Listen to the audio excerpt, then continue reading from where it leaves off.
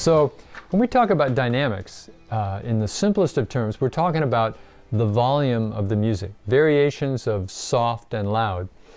Now, I would say if there's one thing that most praise bands could do to improve their sound, it would be incorporating more dynamics into their music. I mean, think about this.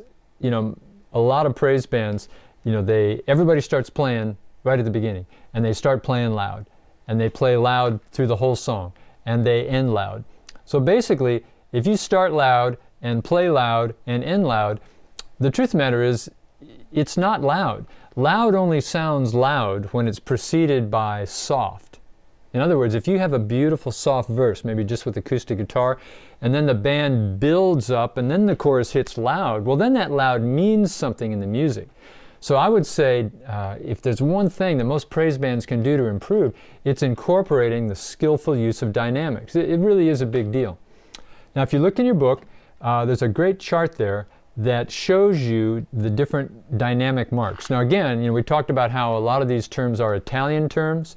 The typical dynamic marks that you see in music are Italian musical terms, but they're really simple. It's not a big deal. Look in your workbook and you can see there's really two terms you need to know. One is piano, curiously. The word piano in Italian means soft, and the word forte, which in Italian means loud. So basically you've got soft and loud, piano and forte. Now, obviously, pianissimo is like piano to the extreme. So pianissimo is very soft. Fortissimo is very loud. Another word is, for instance, when you think of mezzo piano, the word mezzo means moderately or sort of halfway. So if you say mezzo piano, it's a little bit soft. Mezzo forte is a little bit loud. So if you look at that chart, it basically walks you through from the very softest, the pianissimo, which is abbreviated with the two P's, through piano, which is soft, through mezzo piano, MP, which is moderately soft, and then on through mezzo forte, forte, and fortissimo. Now, and of course, there's even other extremes. Sometimes you'll see 3 Ps and 4 Fs, you know, just more extremes of the same thing.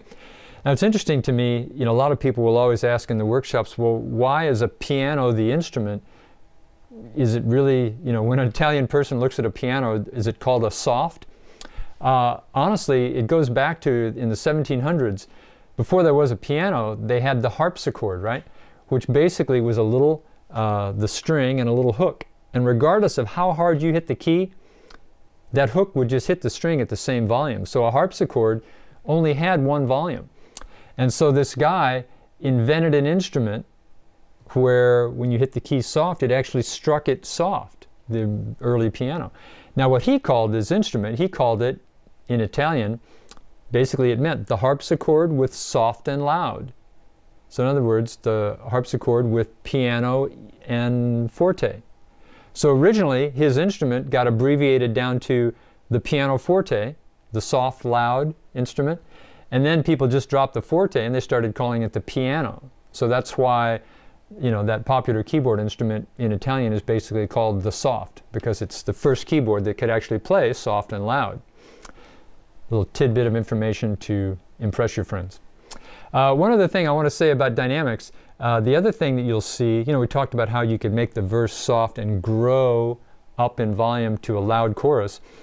When you grow like that in volume, that's called a crescendo. You've probably heard that term before. The opposite of crescendo, say at the end of that strong chorus, the last measure, if you soften down, go into verse 2, that's called a decrescendo, or also called a diminuendo. Means the same thing.